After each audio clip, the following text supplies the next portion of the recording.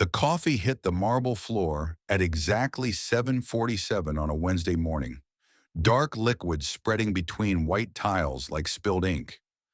Nolan Hayes stood between the trembling barista and the red-faced businessman, his carpenter's hands steady despite the crackling tension.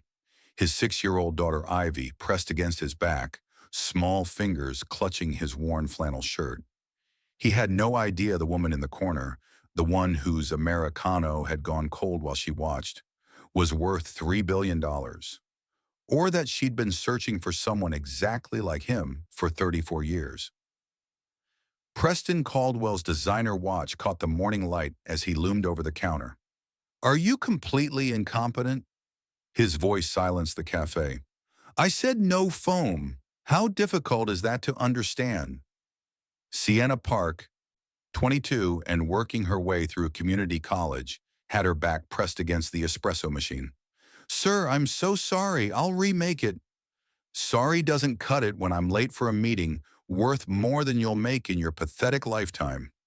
He slammed his palm down. The sound cracked through the room like a gunshot. Ivy's grip tightened.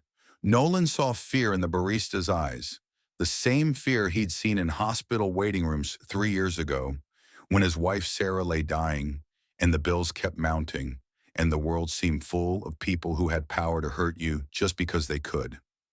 He stepped forward, not dramatically, just a tired construction worker in patched jeans moving his daughter gently behind him. "Hey man, take it easy." Preston turned, eyes narrowing at Nolan's secondhand clothes and work boots. "Mind your own business. You're scaring my daughter and everyone else here. So it is my business." Nolan's voice stayed calm. "It's just coffee, not worth making someone's day miserable over." Preston's face flushed deeper red. His hand tightened on the latte cup. He made a motion. Later people would argue whether he was actually going to throw it, but Nolan was already moving, placing himself between the cup and Sienna. The latte shattered on the floor instead. "Get out," Nolan said quietly. "Before I forget, my daughter is watching." Something in his stillness made Preston falter. After a tense moment, he grabbed his briefcase and stormed out, the bell jangling violently. Scattered applause erupted. Sienna thanked him profusely, insisting on free chocolate milk for Ivy. Nolan helped clean up the mess, embarrassed by the attention. He didn't notice the woman watching from the corner table. Camilla Sterling sat motionless, fingers wrapped around her cold cup. At 42, she'd built Sterling Sustainable Technologies from nothing, from a napkin sketch in a women's shelter 25 years ago. Forbes called her visionary. Wall Street called her ruthless. Her board called her intimidating. But watching Nolan kneel to help a stranger, his daughter mimicking his gentle movements beside him, Camilla felt something she hadn't felt in years: hope. She pulled out her phone with trembling hands, photographed the license plate of the battered Toyota that Nolan was coaxing to life. Oregon XKJ 7742. Then she reached into her purse and pulled out a small velvet pouch she'd carried for 34 years. Inside was a silver bracelet, tarnished with age but the engraving still clear. "Courage finds courage." A stranger had given it to her on a rainy night when she was 8 years old, when her mother's car had broken down and they had nowhere to go. He'd fixed their Honda, given them money they desperately needed, directed them to a shelter that saved their lives. "Keep this," he'd said, pressing the bracelet into her small hand. "It'll remind you that courage attracts courage. I'm making a second one for my son, so he'll remember too." Then he disappeared into the rain without leaving his name. Camilla had worn this bracelet every single day for 34 years. A talisman, a reminder, an unpaid debt. Now, as Nolan's car pulled away, she zoomed in on her phone photo, enhanced it, focused on his wrist visible through the window. There, a silver bracelet. Same design, same distinctive pattern of wear. Her hand started shaking. The stranger who'd saved her life had made 2 bracelets, one for a little homeless girl, one for his son. Nolan Hayes was wearing his father's bracelet, which meant Nolan Hayes was the son of the man who'd saved her life 34 years ago. She called her assistant with shaking hands. Tessa, I need a complete background check. License plate Oregon XKJ 7742. Everything, employment, family history, financial status. Discreet. And Tessa? I want to know everything about his father. That night, while Nolan worked a 12-hour shift framing houses in the October cold, Camilla learned his story. Nolan Hayes, 35, widower. Sarah Hayes had died 3 years ago from ovarian cancer, leaving behind an $87,000 medical debt he was paying off at $200 monthly. He made $43,000 annually at Mark Donovan Construction, raised his daughter alone, volunteered every Saturday teaching woodworking to at-risk teens at Bridgeport Community Center, despite having no free time. His father, Thomas Chen, union carpenter, died 15 years ago at age 64 in a construction accident. Camilla's breath caught when she saw the newspaper clipping in Thomas's file, dated 34 years ago. Local carpenter helps stranded family. Thomas Chen, 45, stopped during storm to assist homeless motorist. Just paying forward help I once received, Chen stated.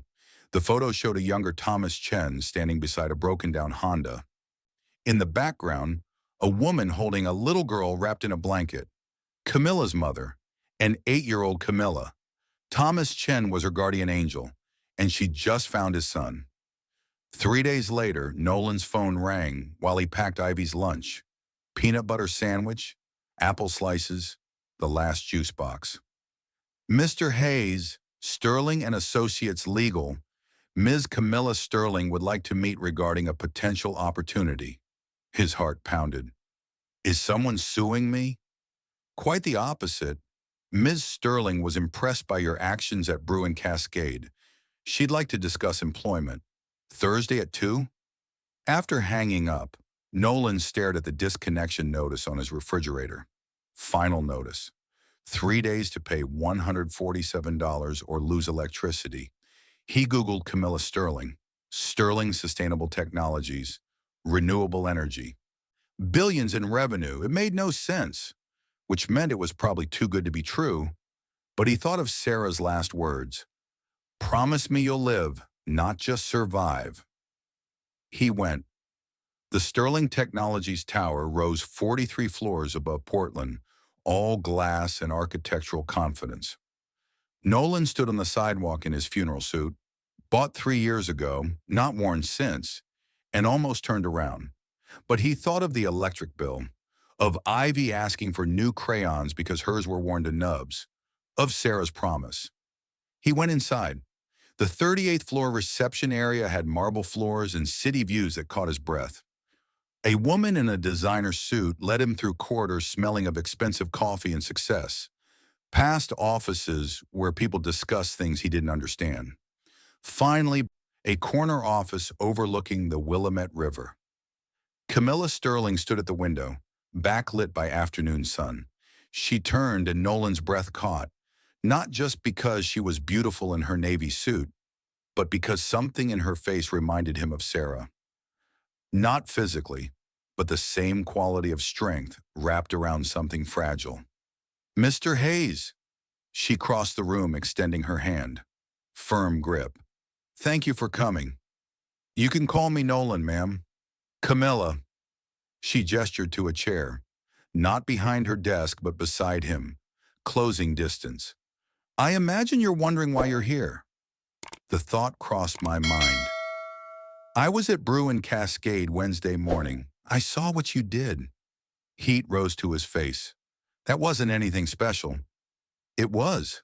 Her voice was absolute. Most people would have filmed it for social media. Or looked away. You stepped forward. Protected someone who needed it. With your daughter watching. I didn't want Ivy to see someone get hurt. Exactly. You protected both of them. She leaned forward, intensity burning in her eyes. Do you know how rare real courage is, Nolan? The kind that costs you something? He said nothing. Waited. I did research on you after Wednesday. She stood, moved to the window. I know that's unsettling, but I needed to understand who you are. His hands tightened on the chair. You investigated me. I investigated a potential employee. There's a difference. She turned to face him. I know about Sarah, the medical debt, that you work 60-plus hours weekly and still volunteer Saturdays. That Ivy's teacher says she's the most thoughtful child in her class. Something cold settled in his chest. What do you want from me? To offer you a job. Silence filled the room. Doing what? Sterling Sustainable Technologies is launching a community outreach division, training programs for workers transitioning from traditional construction to green building, partnerships with underserved schools, apprenticeships for at-risk youth. She paused. I need someone to lead it, someone who understands these communities because they've lived it. Nolan stared. And you think that's me? Because you showed your character when you thought nobody important was watching. She pulled a folder from her desk. Director of Community Outreach. Salary $125,000 annually. Full benefits, health, dental, vision, childcare assistance, and a college fund for Ivy. He opened the folder with trembling hands.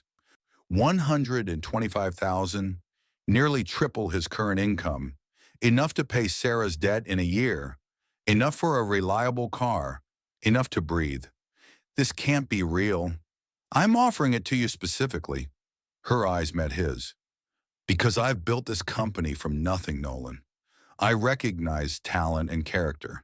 The skills can be taught. Integrity cannot. He looked at the contract, at the salary that could change everything. Can I think about it? Of course. But Nolan, this isn't charity. This is me recognizing what I need and desperately wanting you on my team. You'd earn every penny. That night, Nolan sat at his kitchen table at midnight, reading every word of the contract. It was legitimate, real, impossible. He looked at Sarah's photo on the refrigerator, her smile from that last good summer before the diagnosis. What would you tell me to do? He whispered. The photo didn't answer, but he imagined her voice. Take the chance. Live. But then he saw something else in that box of his father's effects he kept in the closet. Things he couldn't throw away but couldn't look at.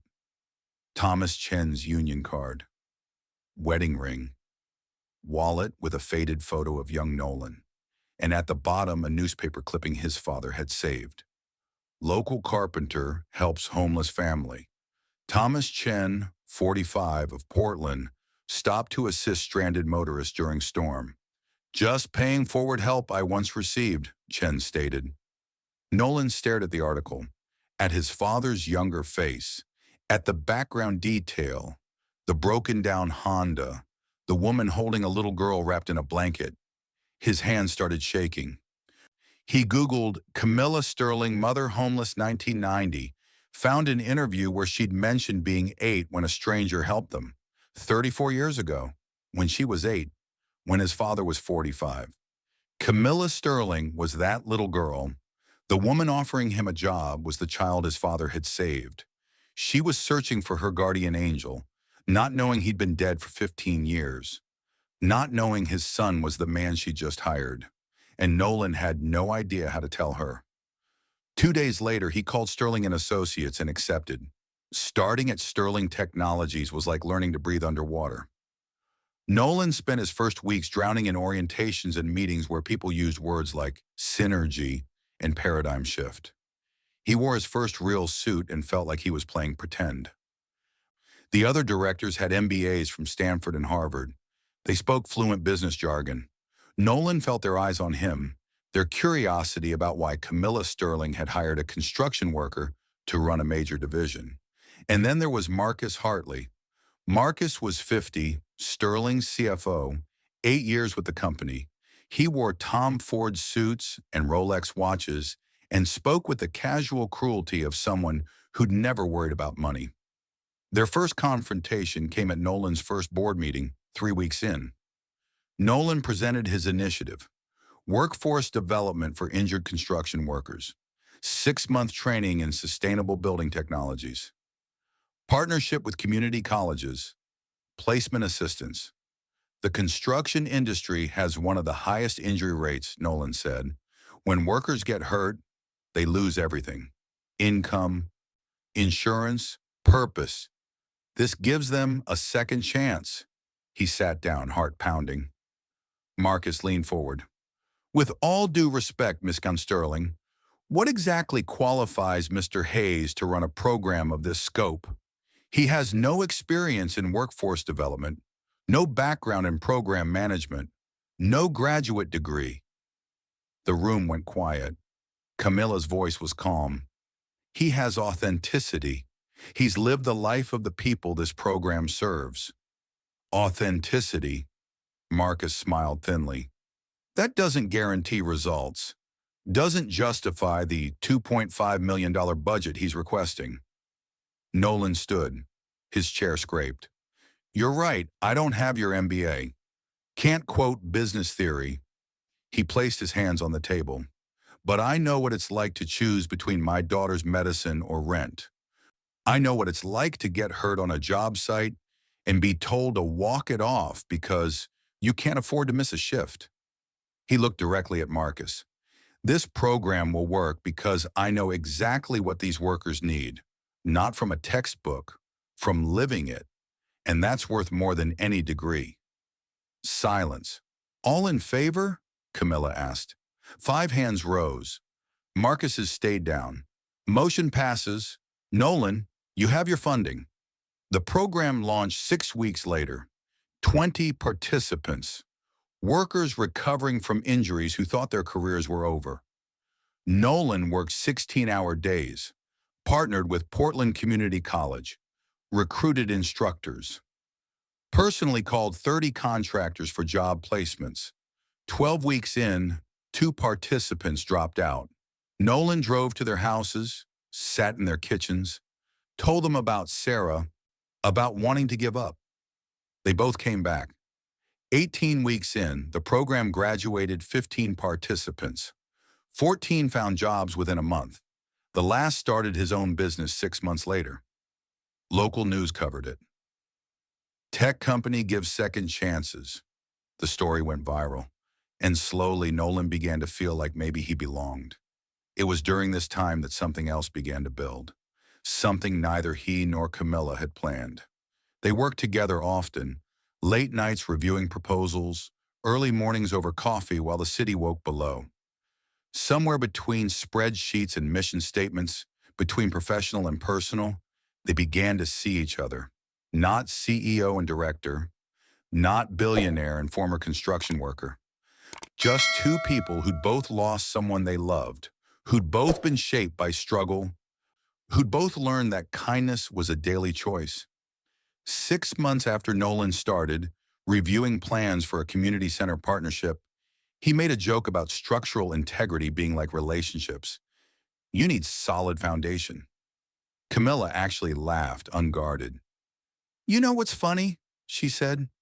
You're the only person who isn't intimidated by me. Why would I be? You put your pants on one leg at a time. Most people see the billionaire first. They don't see me. Maybe that's because you saw me first, Nolan said quietly. Not the struggling single dad. Just me. Their eyes met, held. Something shifted. Then her phone rang and the moment broke. But it had existed, and they both knew they couldn't unknow it. The problem with working for a billionaire? The world pays attention. 8 months after Nolan started, a tabloid ran a story. The headline made his blood run cold. Billionaire CEO's new boy toy? Sterling's director raises eyebrows. The article called Nolan a charity case and diversity hire, speculated about his relationship with Camilla, dug up photos of Sarah and Ivy, suggested Nolan was using his tragic backstory to manipulate a lonely billionaire. The photo was innocent, Nolan and Camilla leaving the office laughing, but the caption made it sinister. Getting cozy after hours? Nolan saw it when a coworker's pitying look made him Google his name. He stood in his office shaking with rage and humiliation. Camilla appeared in his doorway. "I'm sorry," she said quietly. "Did you know they were watching us?" "Marcus leaked it. Our IT department just confirmed. He sent photos from his office computer." Nolan sank into his chair. "Why?" "Because your program is succeeding. Because I'm considering national expansion. Bigger budget for you means less influence for him." She sat across from him. "And because he's a small man who gets smaller when others succeed, I need to resign." "No." "Camilla." Real fear in his eyes. "Ivy came home crying. Kids asked if her daddy's dating a billionaire for money. 6-year-olds are asking my daughter if I'm a gold digger. We can fight this." "How? By confirming we're together? Because we're not, are we?" His laugh was bitter. "We're just two people who work late? Who've been pretending there's nothing happening when there obviously is?" Her breath caught. "Nolan, I won't have Ivy grow up hearing those whispers." He began gathering things. "I'll submit my resignation tomorrow." "Don't you dare." Her voice sharpened. "Don't let Marcus win. Don't let small-minded people dictate your life. This isn't about winning. It's about courage. The same courage you showed defending Sienna. The same courage you've shown every day. And I won't watch you give it up now." They stood inches apart, close enough to smell her perfume, close enough that leaning forward slightly would close the gap. But he didn't lean, and she didn't rise, because timing matters. "I need to think," Nolan said. "I need to figure out what's right for Ivy." "Then think. But Nolan, know that I believe in you. Not because of what you do for my company, because of who you are."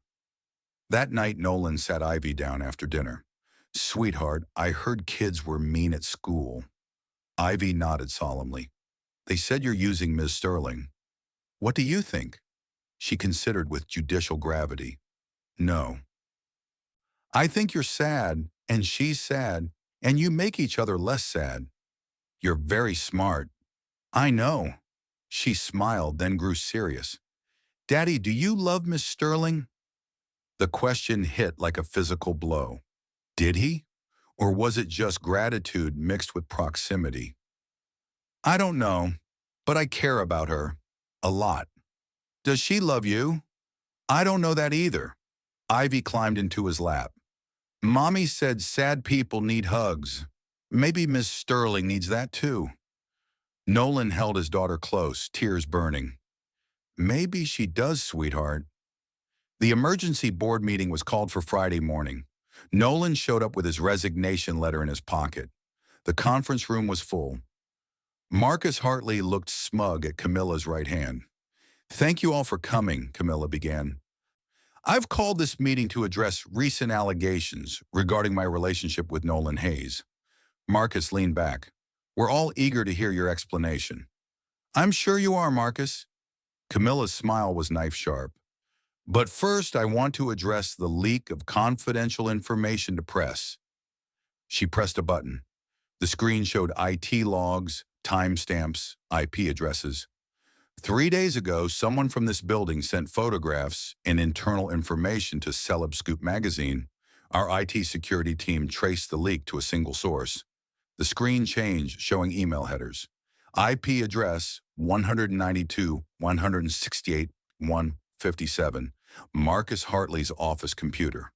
The room erupted. Marcus went pale. "That's a lie. Someone hacked."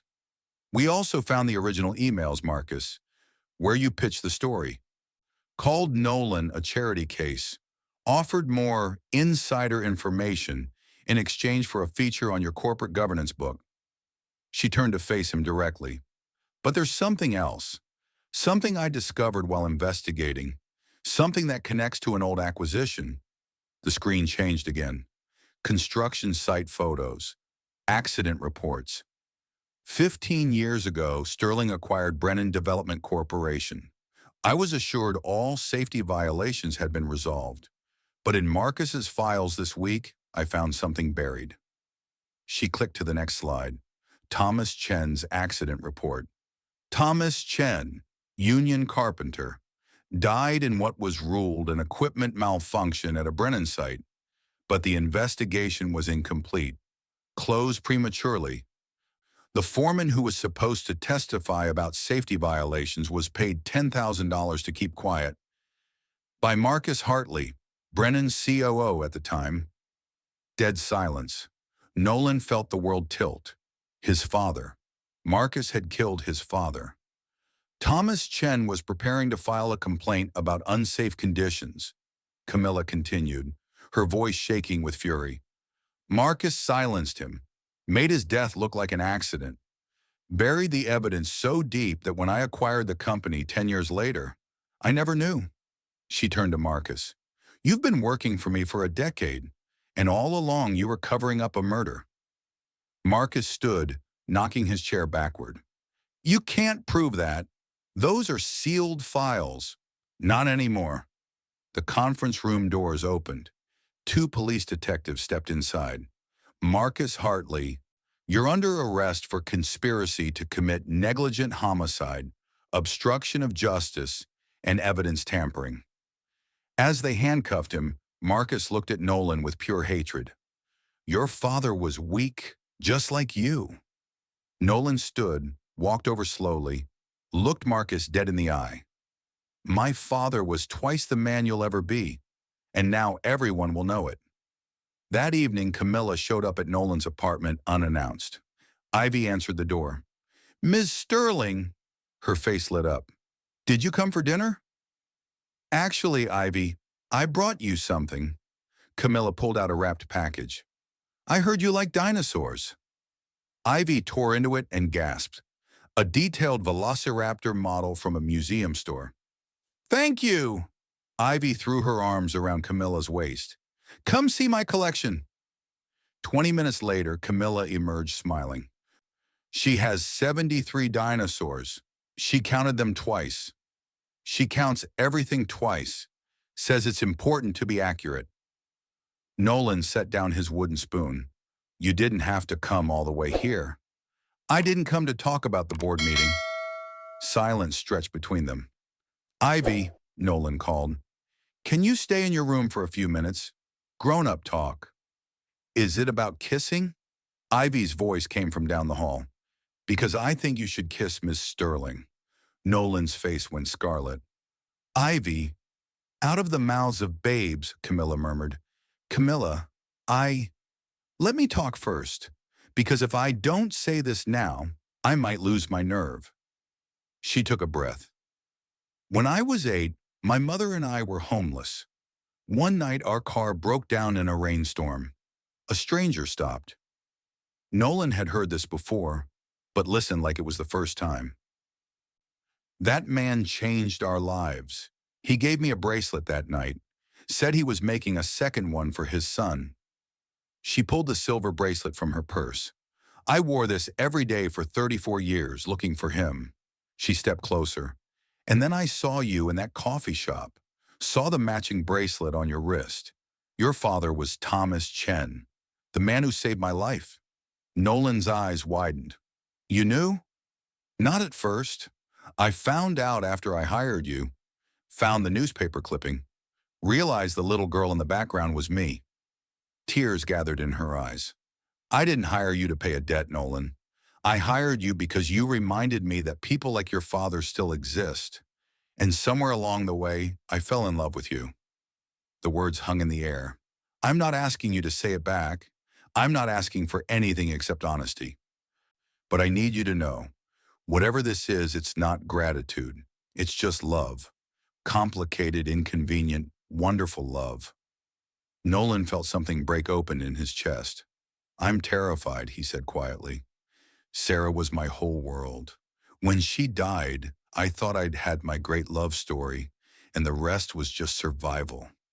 He reached out, cupped her face in his work-worn hands. But you make me want to live again. Not just survive, live. And that's terrifying because what if I lose you too?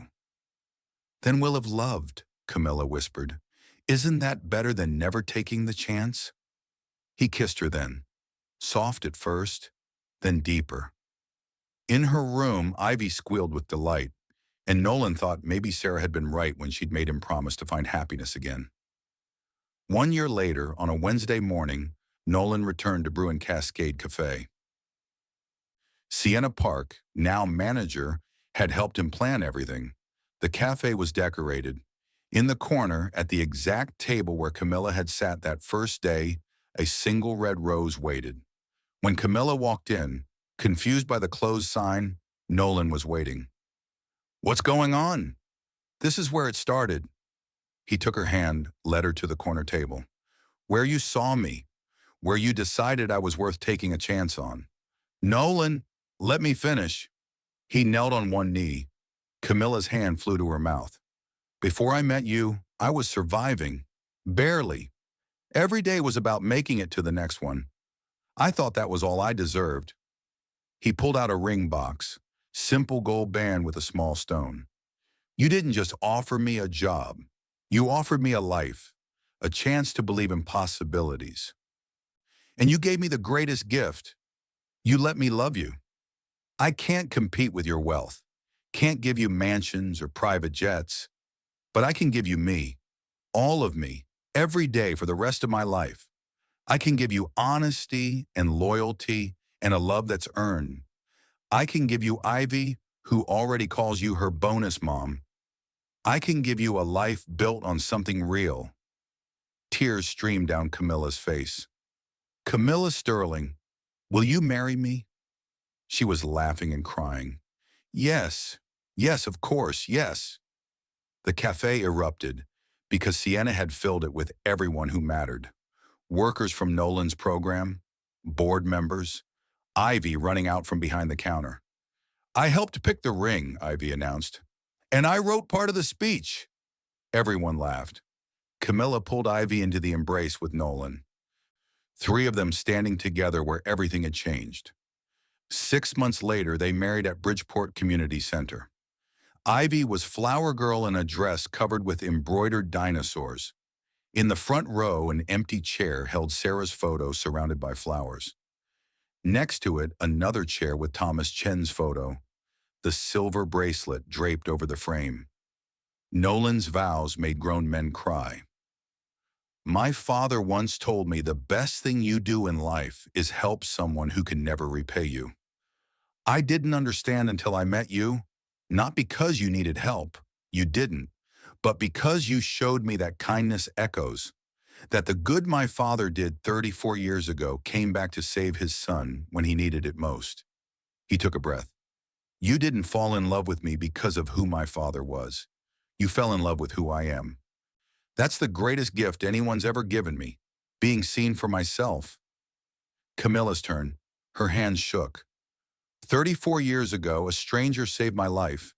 He showed me people could be kind without expecting anything back.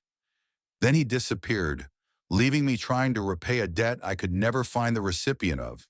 She smiled through tears. "And then I met his son, realized the debt was never meant to be repaid. It was meant to be passed forward. Your father saved me so one day I could help you, and you've saved me right back. Not from poverty, but from loneliness I didn't know how to name. I promise to be your partner, your equal, the person who sees you, who loves you, who stands beside you. Not because I owe your father a debt, but because loving you is the easiest thing I've ever done." When they kissed, Ivy cheered loudest. As husband and wife, they faced the crowd. Workers now thriving, students with scholarships, board members who'd learned expertise comes in many forms. At the reception, Preston Caldwell appeared uninvited. He approached holding an envelope. "I owe you both an apology. What I did was inexcusable. I've been in therapy trying to understand why I treat people like that." He handed Nolan the envelope. "This won't make up for it, but it's a start." Inside, a check for $50,000, made out to the Nolan and Camilla Hayes Workforce Development Fund. "I hope you'll accept it, not as an excuse, but as an attempt to do better." Nolan looked at Camilla. She nodded. "We accept. Thank you." Later, as sun set and fairy lights twinkled, Nolan and Camilla had their first dance. The song was one Sarah had loved. Nolan's choice, with Camilla's blessing, because some loves don't end when people die. They just make room. "Do you think your father knows," Camilla whispered, "that the girl he saved married his son?" "I think if there's anything after this, he's probably pretty smug about his matchmaking skills." She laughed. He held her closer.